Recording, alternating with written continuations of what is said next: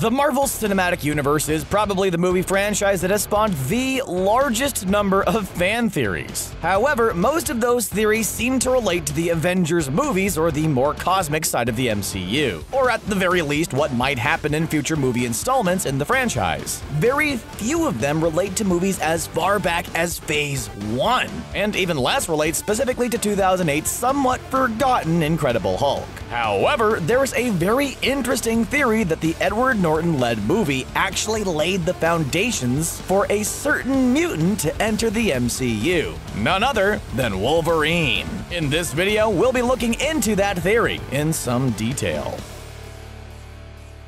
The hotly anticipated acquisition of Fox by Disney is reaching its final stages now, with Disney currently expecting to have the deal completed by June of 2019. Once it's concluded, the movie rights to the likes of the X-Men and the Fantastic Four will be handed over to Marvel Studios, who are of course a subdivision of Disney. Adding the Fantastic Four to the franchise won't be too difficult. Their origin story can simply occur in the present-day MCU in exactly the same way it's occurred in other sources. But adding the X-Men and the very concept of mutants will be a little more difficult, as it would radically reshape the way the franchise looks, and having mutants just appear out of nowhere would seem a little bit off. It goes without saying that there's a ton of excitement and theorizing regarding how it will be achieved, not least with the most popular mutant of all, Wolverine. Wolverine was actually first introduced into Marvel's comics as an opponent for the Hulk back in 1974's The Incredible Hulk number 180. It didn't take long for the clawed mutant to make his way over into the X-Men comics, at which point he got a new mask. But the alter egos of James Howlett and Bruce Banner have undoubtedly still had something of an antagonistic relationship ever since. The physical confrontations the pair have had are nothing short of legendary. They're both full of raw, unbridled rage, and Wolverine's natural agility, healing factor, and adamantium claws make him a surprisingly dangerous opponent for the Green Goliath. Given those strong historic links between the two characters, it does actually make sense that a Hulk movie would subtly create an opportunity for Wolverine's introduction into the MCU, and that is indeed what this theory suggests. Louis Leterrier's movie, which was the second one released into the MCU, introduced William Hurt's General Thaddeus Thunderbolt Ross, one of countless American military leaders who'd expressed an interest in resurrecting the Super Soldier program that transformed Steve Rogers into Captain America during World War II. We saw in 2011's Captain America: The First Avenger that Stanley Tucci's Abraham Erskine, the only man who knew the secrets of the Super Soldier serum, was targeted and killed by a Hydra assassin. With him, those secrets died. Ross's plan was to return to the idea by using Bruce Banner's research into radiation resistance in an attempt to create more super soldiers. Banner injected himself with the gamma-based serum he had devised, in an attempt to prove himself, after being pushed by Ross, but it inadvertently turned him into the Hulk. The novelization of the movie went into more detail about the whole thing, hinting that there had been other similar programs. Ross subjected Emil Blonsky to a super soldier serum that he'd salvaged from one of his past projects. It gave Blonsky the ability to at least somewhat compete with the Hulk in combat, as well as an abnormally high heart rate. Interestingly, the novelization adds a little detail to Ross's thoughts about the whole thing,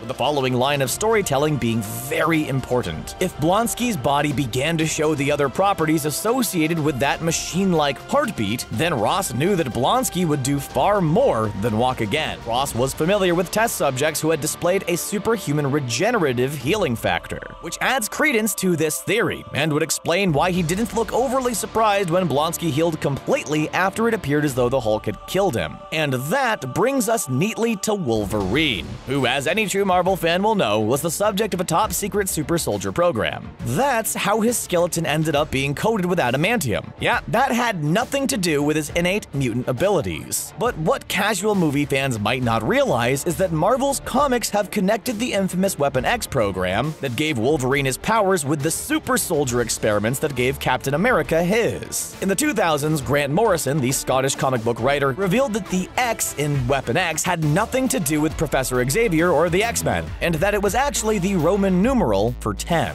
Wolverine infamously broke out of captivity and slaughtered most of the scientists who had experimented upon him, having been reduced to animalistic savagery, and he disappeared into the wilderness. The idea that General Ross was already familiar with the concept of a regenerative healing factor certainly makes sense if he'd already seen Wolverine in action. Heck, that unstable cocktail injected into Blonsky's bloodstream might even have had some of Wolverine's DNA in it. While we can't say for certain that this setup was ever Marvel Studios' intention, and we really don't know for sure if it was, we wouldn't rule the idea out. They can't have been expecting to get the movie rights to the X-Men back in 2008, but the idea might have been in the backs of their minds, because it undoubtedly fits very well. The main issue is that the theory only works if mutants have always been a part of the MCU, and that would leave us with the question, why haven't we seen any of them before? Well, it could just be that the likes of Wolverine and other older mutants like Selene and Apocalypse were evolutionary precursors, anomalies whose X genes had triggered and granted them superhuman powers.